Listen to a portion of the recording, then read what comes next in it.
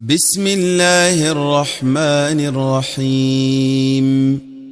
لم يكن الذين كفروا من أهل الكتاب والمشركين منفكين حتى تأتيهم البينة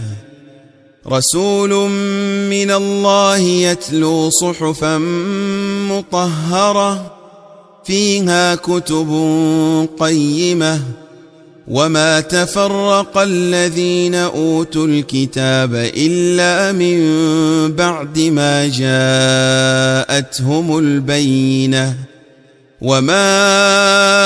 أمروا إلا ليعبدوا الله مخلصين له الدين حنفاء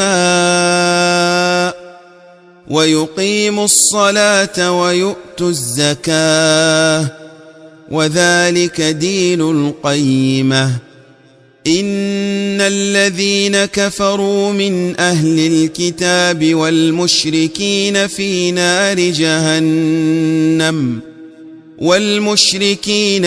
نار جهنم خالدين فيها أولئك هم شر البرية إن الذين آمنوا وعملوا الصالحات أولئك هم خير البرية جزاؤهم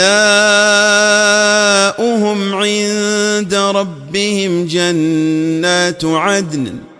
جنات عدن تجري من تحتها الأنهار خالدين فيها أبدا رضي الله عنهم ورضوا عنه ذلك لمن خشي ربه